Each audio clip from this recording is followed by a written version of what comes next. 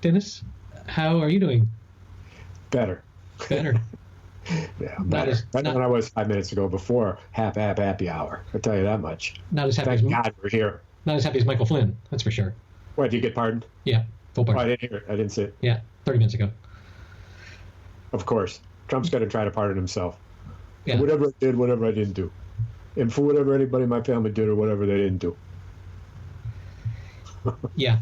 There's the obvious joke of yesterday he pardoned a turkey. Yeah. Did you see his clip from last year? From last Thanksgiving? When he was pretty funny. And there's a side of Trump that actually this video that you sent me of his highlights of his presidency where it's quite... I sent you a video? It makes you want to dance and laugh at the same time. Oh. It shows the side of Trump that's actually funny. When he's on stage and he's grooving with his fucking crowd, right, and he does start dancing, which I've seen him do, he's the happiest man on earth.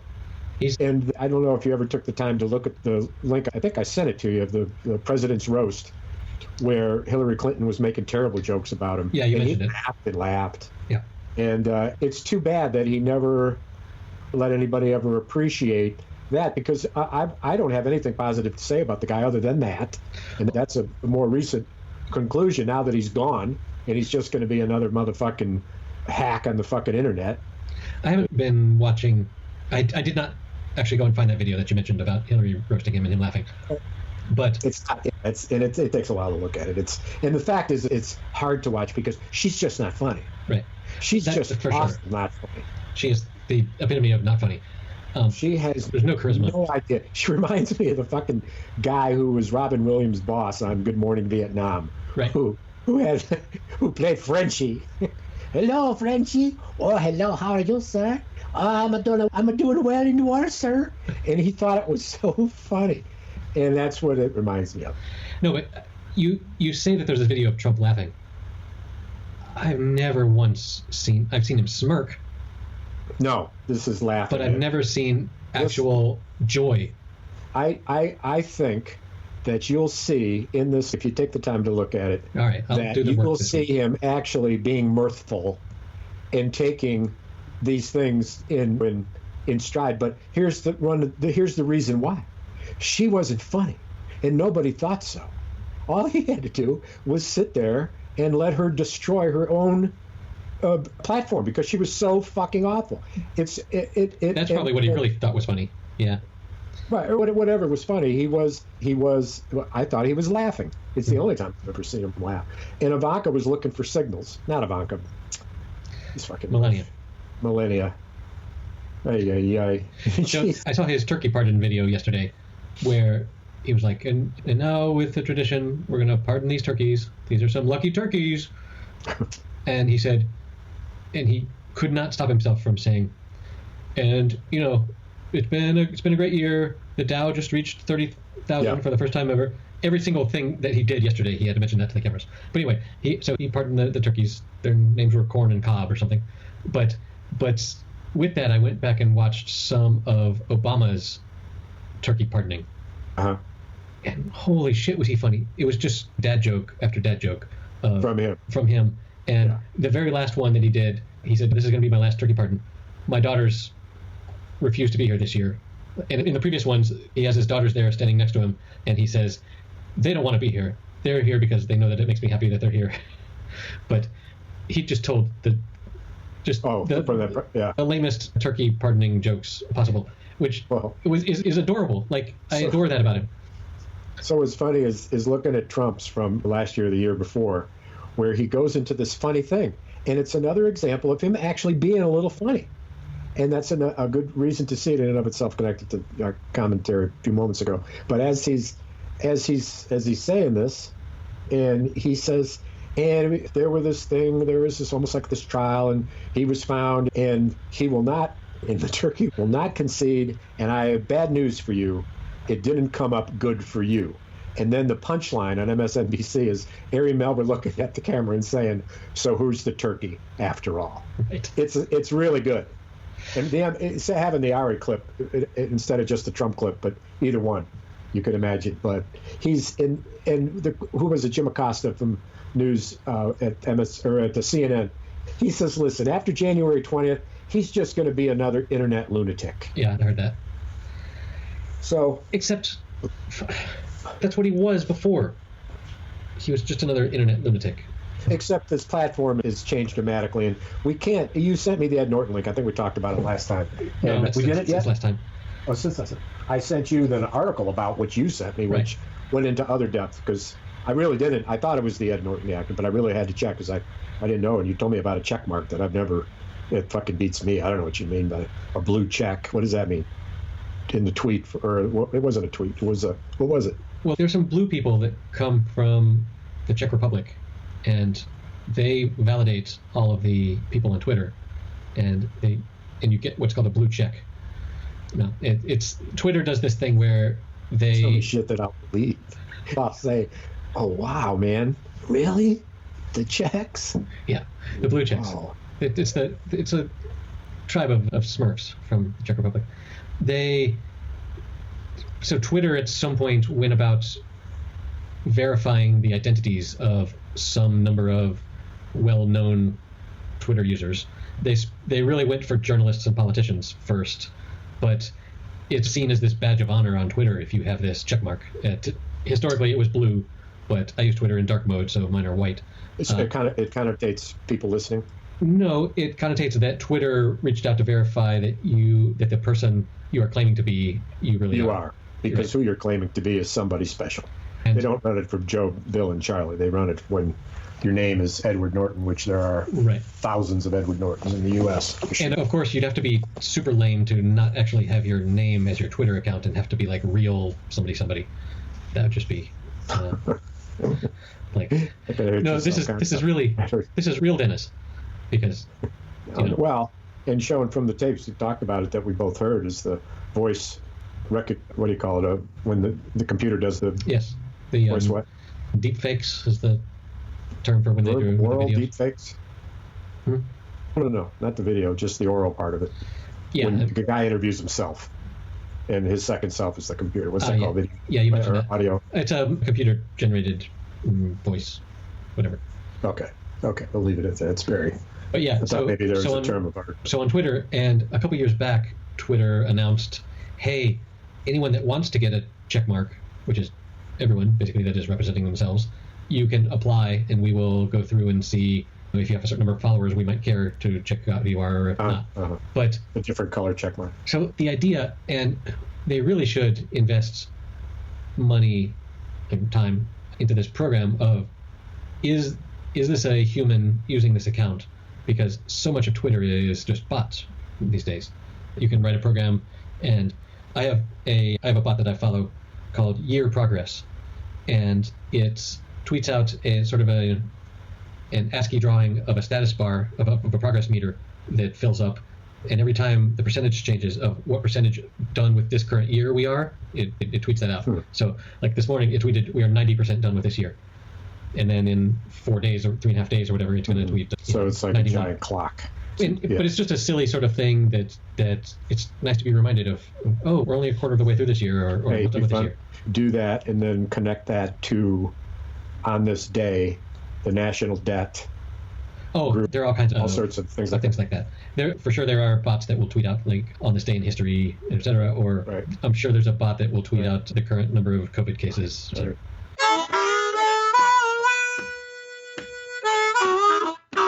I got to tell you about a little fun I did last night when I watched Havana with Robert Redford and Lena Olin, and an outstanding performance by Alan Arkin, and a turn by Raul Julia, who later became famous, of course, for his amazing skills with the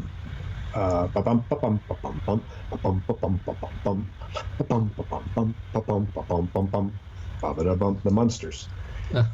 And it was a good movie, like to talk about it a little bit. Lena Olin is just astounding. Robert Redford's at his best. It's the seventh and final movie that Redford did with Sidney Pollack after Out of Africa, which was an enormous success. And I found out later, was a flop. But anyway, I liked it because it was about poker. This guy, Robert Redford's character, Weil, is just a poker player, and he's in Cuba, and he's getting big games and this and that. Those are fun movies. I love gambling movies. And I enjoyed it because I like him. I love her. I've been seeing her. She most recently was in the Jesus movie. They call me Jesus. The Jesus, the quasi follow through with the dude and the bowler, who's played by John Turturro, who licks his bowling ball, and his name is Jesus. Yes. And he's got the longest tongue. He's in prison, blah, blah, blah. I don't know where I was going with that. I lost track.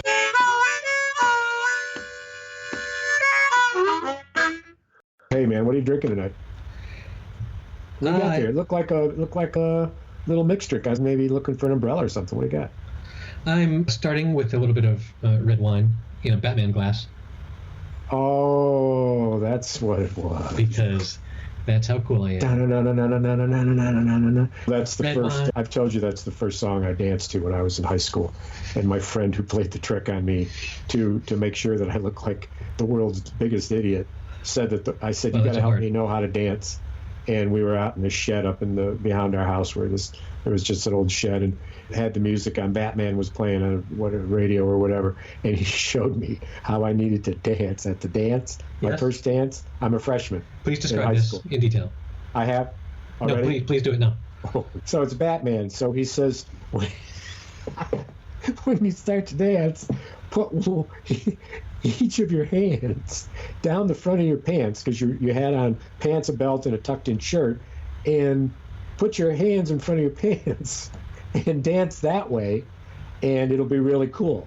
Now, so you got to imagine. In front of your pants or down your pants? Your hands aren't in your pockets. They're tucked down in your belt. But they're tucked down at about the knuckle level, the big knuckle level. So you're dancing. So we go to the dance. So you're not doing the full Giuliani? What in God's name is? Go to the dance. Nobody wants to dance at these dances. I'm a freshman. There's a girl I like. I ask her to dance. When Batman comes on, I take her out there, and I start doing that dance with my hands in front of my pants, and there wasn't a person in the place that didn't look at me and said, what in the fuck is that kid doing? That skinny 5'2", 98-pound kid has got his hands. It's right, as you said. Did I do a Giuliani?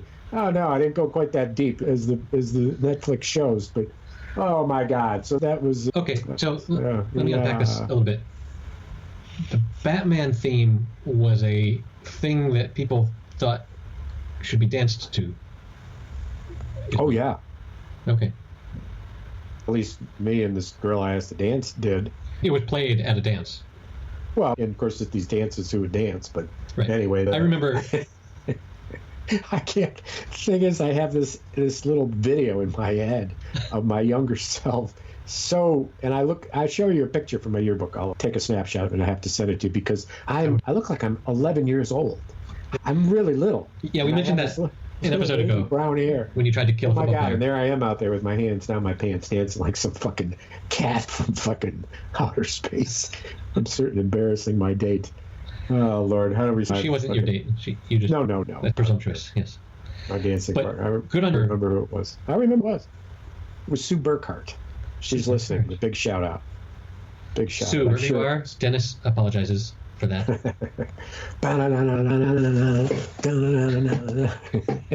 And how my legs must have been moving with my X15 shoes, which you laced on the side. Yes, they were cool. Black, silver things that you laced onto, silver rivets. So rather than the side of your shoe. Batman, you were hand pants. Good. And so, fast forward that to playing at a gig here, not too terribly long, obviously before COVID, where the piano player that you have mentioned, I believe, when he played, he wasn't playing Batman. He was playing. Oh God. Oh, I remember it, but it's... Where did John Belushi hang out? Oh, God, I'll have to flash it. Blues Brothers. I saw a Belushi documentary, by the way. It's enough to just mesmerize you for every second of it. Yeah. It's joyful and interesting, but the entire thing is sad. It's never not sad. We talked a little bit last episode, I think, about Chris Farley. Oh, yeah. And I feel like he and Belushi had a similar arc through life. Yes, as it turns out. Exactly right. And go ahead. No, I wanted to go back to dancing awkwardness. When I was going to dances in high school, they would, for some reason, put on Stairway to Heaven. And so Stairway to Heaven, it starts off and you're like, oh, this is a slow dance song. You go and you're rocking with a girl. And then what? And then it just fucking goes wild because Stairway to Heaven has one of the greatest rock solos of all time. And then it's super awkward because you're like, okay, I guess we have to step away from each other now and sort of groove swing. Or whatever. It's so undanceable. Oh, I don't know. I don't agree. I could dance too. I could dance. But I would, and you know what? I would stick my hand down my pants. Yes, you would. And I would move my feet slowly while flapping my arms, some might say, similar to a goose. Losing its grip on a goose shit slippery hunk of fucking grass in front of a pond. That's a stairway. That's a stairway down. It could be a Neil Simon play. Yeah. Just go from there. But I did want to briefly name check another podcast that I heard recently. There's a podcast called Strong Songs, where it's just one guy and he's clearly super musical, but he goes and he takes a particular song and he dissects every single part of it. And he talks about how here they're doing this chord progression and then they advance to this other chord progression and then they change the tempo and this happens and then with a bridge and then they come back to the original thing. Wow, and what an instruction. It's super interesting. And he does this thing where he will recreate on a piano himself the chords and then be like, see if you can hear where Ringo is playing the hi-hat on the far right channel and also Paul is on the far left channel changing his bass line every single time. Anyway, stuff like that. I love it. There will be links in the show notes. Are you learning that? No, but I'm learning to appreciate the songs. Your new guitar? Not as much as I would like. But anyway, there's an episode that I will link to about Stairway to Heaven where he talks about how it begins as this very almost medieval sounding thing with the recorders and things. Angelic, and how it satisfyingly devolves into a much simpler thing at the end where they're just jamming out, and it's an emotional journey to a pinnacle. And Robert Plant at his most powerful was so absolutely mesmerizing and talented. And back in the day when I saw those fellas playing, and I'm sure I've mentioned this too, where they brought out literally folding chairs and put 3 folding chairs out in front. Robert Plant brought out his harmonica and Jimmy Page on his folk guitar and the bass player and did blues, just blues. Yeah. And you could hear a pin drop. Hear a pin drop. And so they were I don't know, they were the fucking best. Yeah, I went through a phase in my teenage years where I listened to a whole bunch of Led Zeppelin, but just a week or two ago I decided, like, when I'm working I will often have on like a classic rock radio or singer-songwriter radio or something just from Apple Music, and a couple weeks ago I was just really enjoying some Led Zeppelin out of the classic rock radio, and I decided, look, I'm going to go and listen to their whole discography, starting from 1 all the way through Houses of the Holy or whatever their final one was, and their debut album must be one of the best debut albums. Like, it's just so powerful, fucking good. So proud. And so proud. And it was the epitome of the supergroup. And it's not a supergroup. They just found each other in Birmingham, England. They're not a supergroup, in so much as they were somebody and then they came together, like the traveling Mulberries or whatever. They're just. I see what you're saying. Right. That's the definition of a supergroup. But they, in 10 months, in 1969, they released their first album and then their second album. And I shared somewhere, I think on Facebook, I said, I would love, like, the summer of '69 is famous for lots of things, like Woodstock and the moon landing and all those things. But if I could travel back and be a fly on the wall, I think watching Led Zeppelin go from the first album to the second album would be super fascinating. Yeah. Way more than watching the Beatles make Abbey Road or whatever they were up to at that point. The Beatles were already corrupted at that point. They look cheesy and by thing. There's this video that I was surprised that I watched it twice because I don't like Paul McCartney's cutesy shit. And I particularly don't like him after I seen him on Saturday Night Live, where he wasn't funny. He just seemed aloof. And I don't know. And then the shit that you hear at Abbey Road when he's trying to correct George Harrison, and Harrison is saying, do you want to just play this? Do you want to just play it? They were super toxic at that point. But Harrison would never have deigned to told anybody else in that band what the fuck they should do. Lennon didn't fucking do that. But at any rate, there's this video that just came. I don't know why. I guess I'm hooked up to it. It's old. He's young and cutesy, and he's got this pop song, and everybody in the background. There's 4 horn players. They're all him, dressed up. The drummer is him, and with a beard, and he keeps looking at the camera, being cutesy. And then Linda McCartney is in it as herself, and then over there's other singers who are her dressed as men or whatever, and that's the whole video. And I was interested because I watched it twice because it seemed to capture for me everything I didn't like about him. But here's the thing. He was at his cutest. He was at his absolute cutest, which is the one reason. But anyway, it's just a little opining.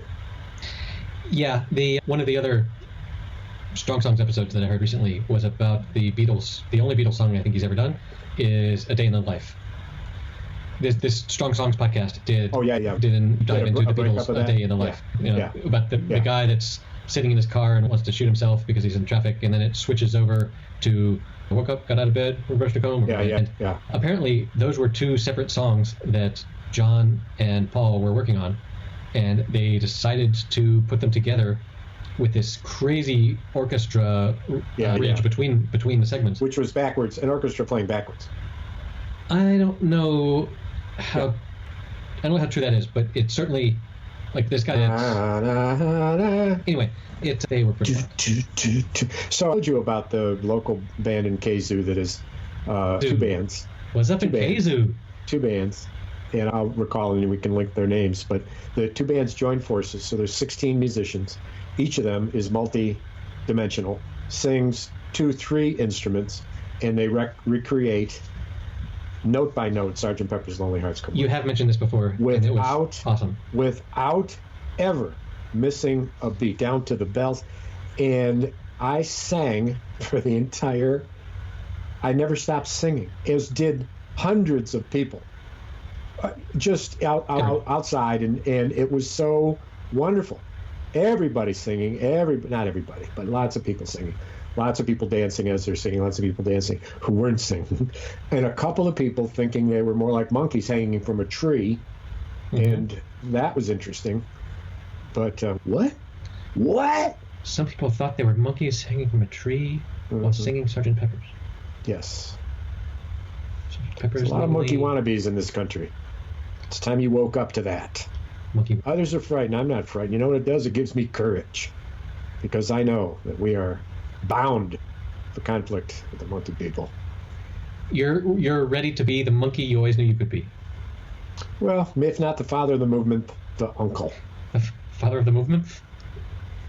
I kind of like to think of myself as the monkey's uncle. Oh, all right. That makes sense.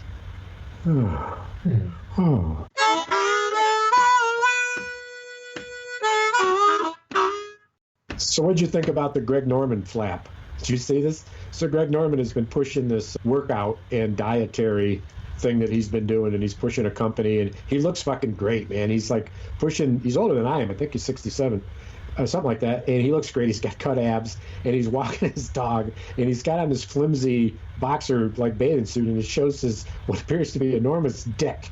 And people's response to it are like, one guy named it "Man, Dog, and Stick." It's created this huge controversy. It is so funny. Oh God! And then he had to like explain it, and it's whatever. He wants to show you not only his abs, but he wants to show you his big dick. He's proud of it. If I had a dick that big, I'd be proud of it too. Don't question his motives. It's perfectly fine. It's a shark fin. How dare you? Oh, did you find it? Did you see it? I have not yet. I definitely see that he is looking marvelous, but most of the links that I find are like to YouTube videos. So another minute on Trump, and it's to the point where he's so comical. There's a clip, we've both seen it, where after he comes out in an impromptu, not on his schedule, we're going to have a press conference, everybody rushes to the room, he comes out, he stays 64 seconds and says the stock market hurt 30,000, blah, blah, blah. That's a magic number. Of course, not understanding that it's because Biden finally was allowed transition dollars from GSA, which is a story in and of itself relative to Trump, and that his selections for international representation in the United States are so sound, and Treasury with Yeltsin is so sound, that the stock market went crazy because of Biden. And Trump walks out and wants to take credit, and then they're all screaming questions at him as he walks away. And while the camera's on, Jim Acosta from MSNBC says, "That was some weird ass shit." I did see that. Yes. That is, and he's not saying that it was him, but when you see the recording of it, you can see him saying it. It's got him with the hand motion going, "Oh, that was weird as shit." Oh, I love him. But how? He's a moron when it comes. How crazy is it that the White House press Corps? That's the word. How crazy is it that they are still able to be surprised by? It's like, hey, so what was the Trump meme that did you see that I sent it to you, of a turkey you did with a wig on? That was good, I thought. I got an email from Dennis saying "Happy Thanksgiving" in the title, and I was like, "Oh, Dennis loves me." And then it was this scary turkey with a wig on it saying, "I'm gonna make Thanksgiving great again." And Jesus.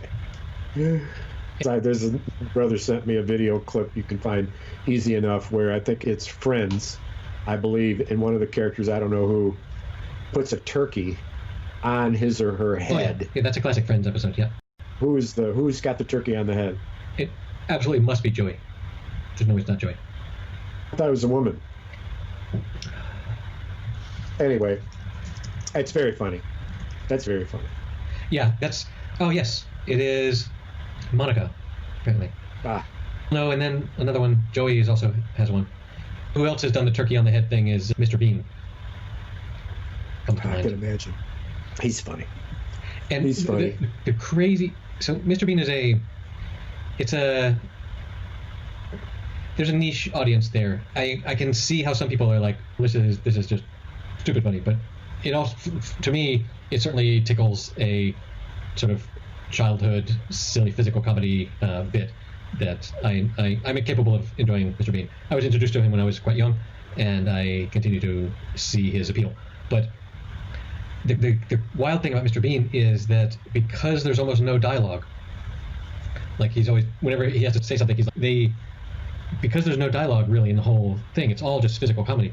It was able to be transmitted to many different countries, like relatively cheaply. Yes. Right. So there wasn't Jerry Lewis. We don't have to overdub this to send it to Ghana or whatever. Physical comedy. And as such, Rowan Atkinson says that he has been like in deep Mongolia or something, and people will look at him and be like, "Hey, Mr. Bean." His video is so transmittable, and the comedy is so just base human. It's a human level of comedy that we can all understand. And that's the universality of Charlie Chaplin. Right.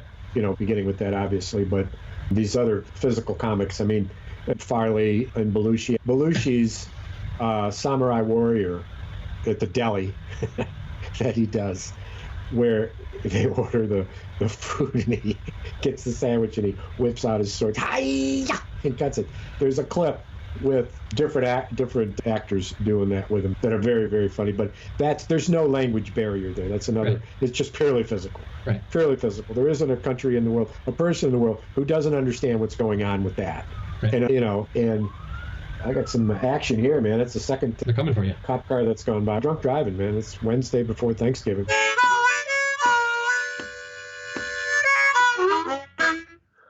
Hey, I'm thankful for the podcast, bro. Yeah, This is our second Thanksgiving together. It is. It is. I think last year you had family over and you skipped this week.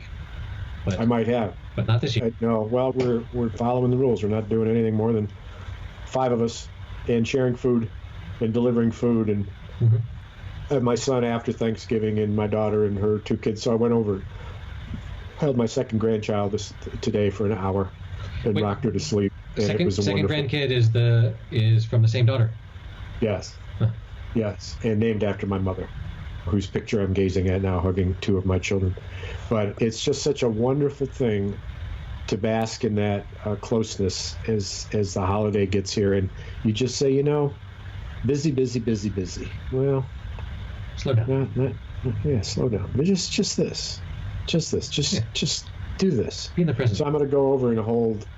So she has so many names, and I have a song about all of her names that I sing to her that's funny. And I spend so many hours holding her that I certainly could perfect a song over the course of it. But because she's got 3 names plus nicknames, she's got 7 or 8 different nicknames, and so there's obviously some fun there.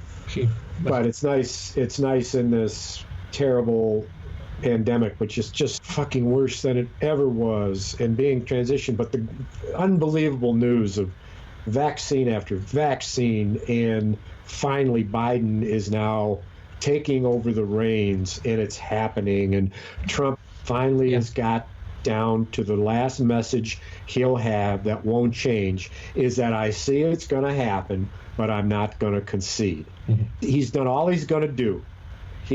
And he now has done, and so the funny thing that I got this kick out of, just so classic Trump, where the GSA person puts out communication that says, under no pressure whatsoever from any party affiliation, I myself am satisfied, after, of course, the Pennsylvania Supreme Court failed to have, because of 2 fucking votes that are questionable, 1.5 million Pennsylvania voters disenfranchised. Of course they wouldn't let that happen. And so she says this and puts out this communication before, not within 30 seconds, a minute or 2, you could look at the time frame, Trump sends out a message that to contradict her and to lie about it, he says, yes, this is the thing I've decided to do. No, you didn't. You didn't decide to do this. You came in 30 seconds after the fact, and there's nothing you can do about it. You got one of your fucking nuts cut off, and the other one is in the fucking vice. Fucking loser. Shit. Okay. Let's talk about something else.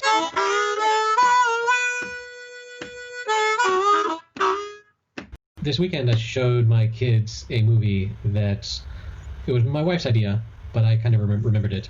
Do you remember a movie from the 1980s called The NeverEnding Story? I remember the title. I don't particularly remember the movie. I think I remember the book. There was a book first. I remember the movie as just being this fanciful romp into weirdness. But so we watched it, and man, the people talk so slowly. It's as if they are like, it's the way I speak to someone that English is their second and not so great language. It's just the whole plot moves so slowly as well. And this is a thing about 80s movies, and before, of course. But we watched it, and eventually the kids got into it. But it's just a silliness movie. The plot is that there's this boy who's bullied and doesn't have any confidence, and he ends up stealing this book he's being chased by bullies, and he ducks into this place that's a bookshop, and he loves to read, and the bookshop owner is reading a book, and he says, what is that you're reading? He said, this is not for children. This is more than just a normal book. This is not Moby Dick. This is blah, blah, blah. And so the kid is interested, and he ends up stealing the book and running away with it and reading it. And they do this thing where occasionally it cuts back from the story that the boy is reading to the boy who's reading it. And it's fairly cleverly done in that way. The actual fantasy world is clunky, but again, it's early 80s. Yeah. But the premise of the story is a real mindfuck, and my kids didn't really get it. They got close, but like in the end, the characters say, "Oh, what we need is for the Earthling boy that is observing us to give a new name to the princess or whatever," and the boy's like, they're not talking about me. And then he's reading, and it says his name, and he's, what the fuck is going on here? Yeah. Two worlds communicating. But then they say, we here are being observed by this boy, and that boy is being observed by other people. So like it draws the audience of the movie into the story, and of course you get that whole sense of, well, who is observing us here watching the movie?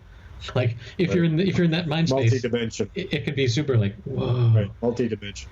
And it's crazy how many of the top minds of our present are convinced that our world is a simulation being run on a subcomputer somewhere. It's just like, yeah. And back in are you familiar with the argument of why that is most likely true? No. The argument goes, if you can presuppose that eventually we're going to have computers that are capable of simulating, if you can buy into the fact that eventually we're going to have computers that are capable of simulating what it feels like to be in this world, and given the trajectory of VR, etc., that's not so hard to imagine, and how fast computers are advancing. If you take that as a given, then the argument goes, so if that's going to happen, then there are going to be billions of worlds simulated, right, in the future, but there's only one real one, and so the chance that we happen to be in the real one is so slim that chances are we're in one of the simulations. And it's the assumption that no matter which world you're in, it feels real. Right. It feels real. It's like the Matrix. Right. So isn't that the basis of the Leonardo DiCaprio movie? DiCaprio? What did I say? I don't know, man. Leonardo DiCaprio. Too many beers in it. It's the Wednesday before Thanksgiving. There's basketball and fucking football in my future. That's all I want to do. I want to just watch sports. You're talking about Inception, I think. Yes. What is it? Inception is maybe the movie you're talking about. That's it. But that's about Dream World, and also, yes, that's not about simulation, but about whether or not this is the real world or this is just in someone's imagination. So, yeah, there's that.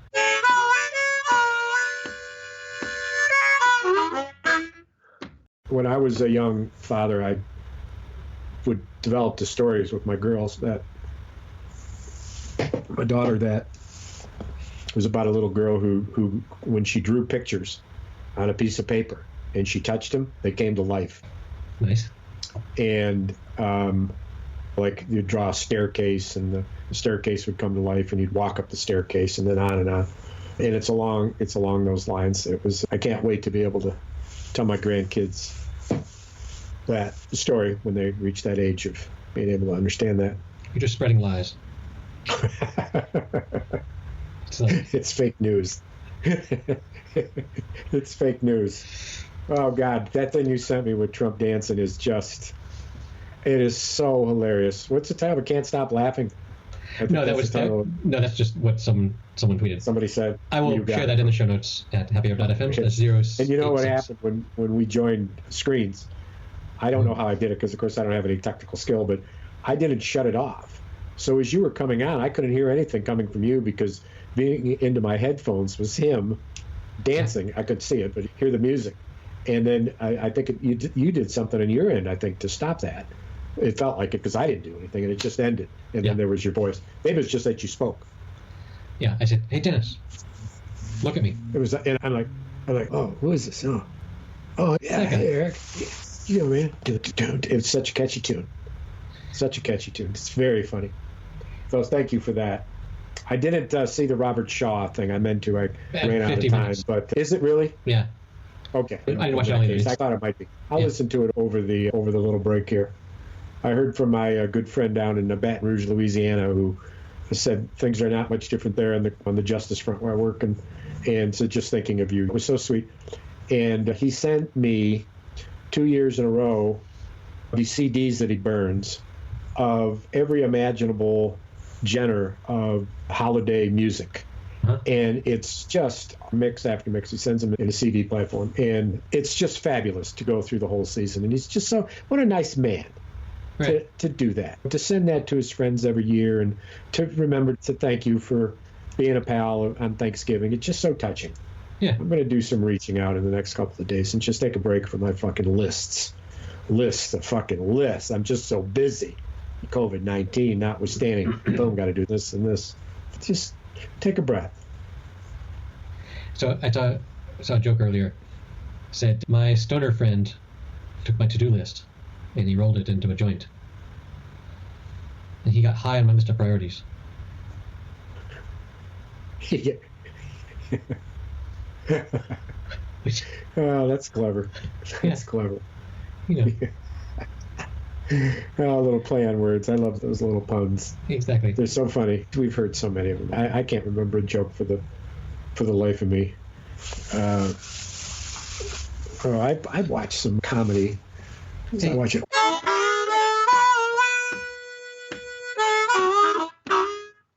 Oh, so speaking of watching, about the fucking undoing. That's what I was going to say.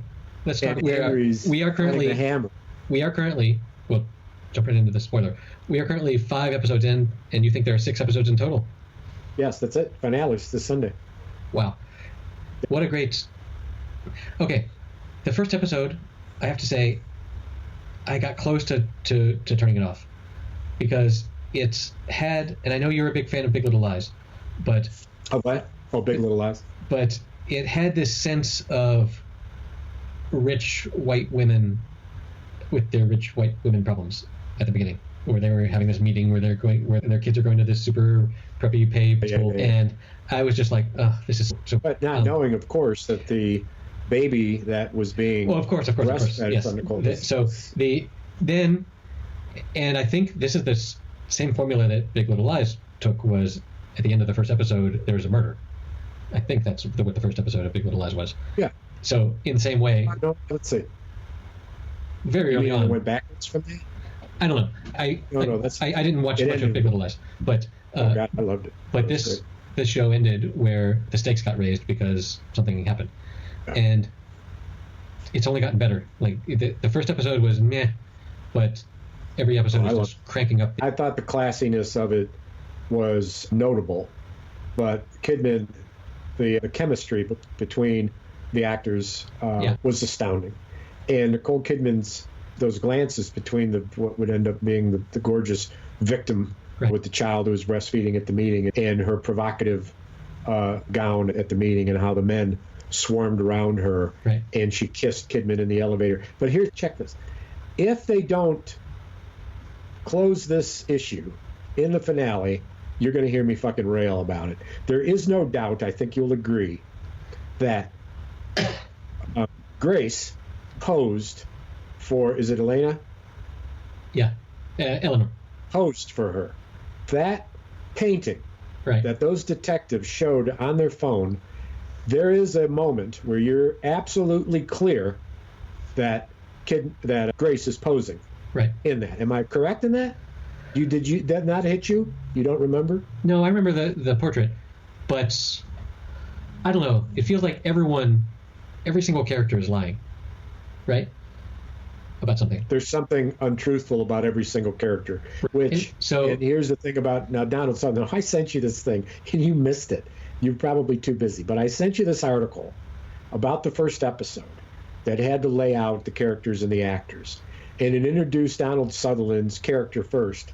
In the opening paragraph or so, they introduced Donald Sutherland's character, the father, and referred to Donald Sutherland, blah, blah, blah, blah, blah, playing the role of Grace's mother. What? I sent this to you, and I wrote a note to you that said, this is probably the most difficult role ever for Donald Sutherland. And you didn't. Well, I was disappointed. I thought I would grab you with that. You might have mistyped my email address on that one. I don't know. No, it wasn't a mistype. You're automatic. You're caricature. It's right there. Yeah, so that's the problem with these whodunit series, is you're necessarily limited to one season unless you pull some crazy shit and have one of these, oh, you think you caught me, but you don't know who I'm really working for, bullshit moves. So let's lay bets. How much you want to bet? Who your choice? Don't tell me your choice, but tell me how much you want to bet that who did it. You name the amount. Oh, I'm not sure at all. So no, nothing you'd bet on. I'll bet your theory. I'm going to bet you that it's Donald Sutherland, and we can bet that I'm wrong. Okay. That's your position. You don't have to say who you think it is. You just have to say that I'm wrong. I'll bet you $20. I'll bet you $20 that it's Donald Sutherland. Will you take that bet? I take the bet that it's not. Yeah, sure. I'll take that. Although I think you very well may be right, but the fact that there's so much doubt in the air. It's worth $20 to find out, because if you don't take this bet, you'll never know. Because I can stop you ever from saying it. I'm in cahoots with China. I knew you had some extra power somewhere. That makes a lot of sense. Oh man, are you kidding me? We're so connected. But it is a pretty good show, but I don't know. It can't possibly go on past. No, there are aspects of it that, along with your view that it's this upper crust women with the temerity of calling out how the school that they're raising money for in the fundraiser is for diversity, and there's like two black people that have 180 people gathered, everybody just fucking dripping with fucking money. Right. And it's, I can't really relate to that much. But also, I don't think that Kidman should have done the opening song. It's that she can't sing. She's a proper voice. We talked before about Moulin Rouge, where she's a fabulous singer. But it becomes, in each episode, like too much Nicole Kidman. It's like, Nicole, let somebody else sing. You know? I don't know.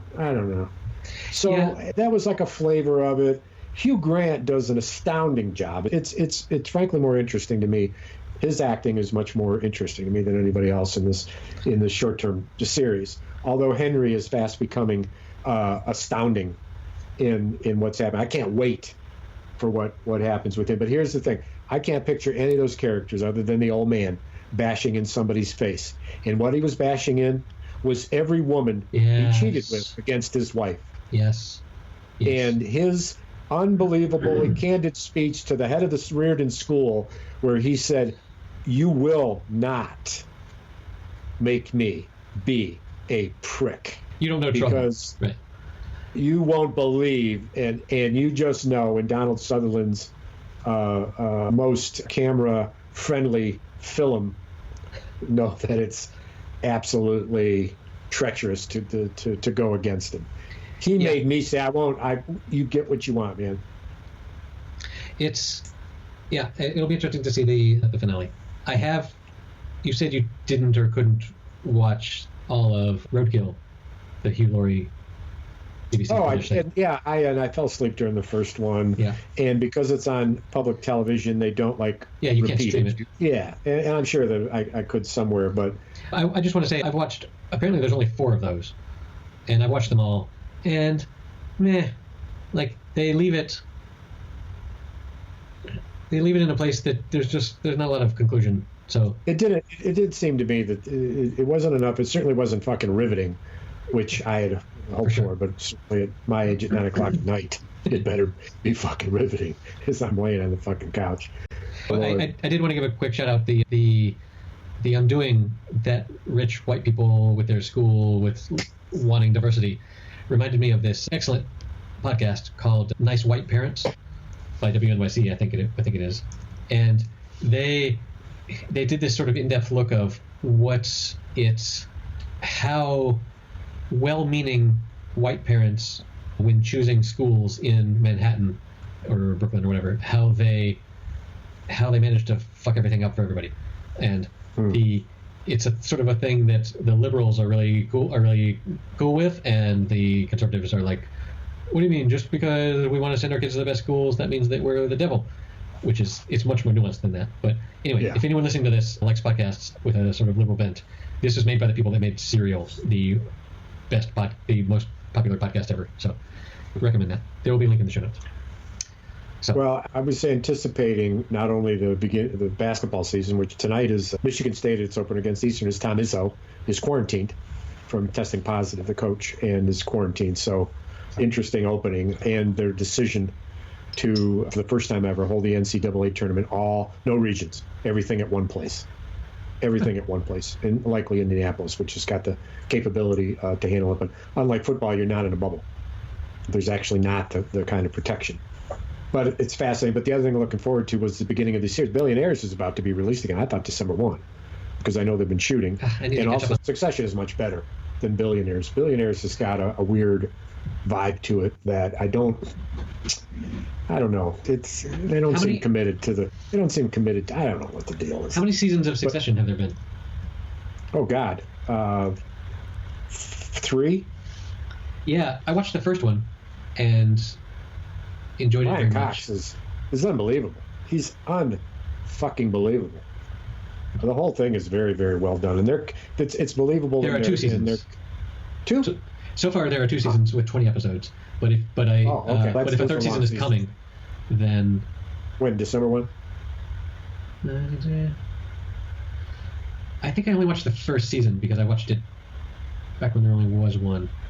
And episodes... It doesn't say on Wikipedia. Oh, if you have word that there's another one, then great. Yeah, it's a good show. So tell me another joke. So also to totally date this recording, not only did Trump just pardon Flynn, but Diego Maradona just died today. He's the Argentinian soccer whiz that, he's up there with Pele. Died at the age of 60 only. But he was a boozer, and I don't know, he had a heart attack at home, I think. All right, you want another joke? Yeah. First of all, let's take it down to a sad note.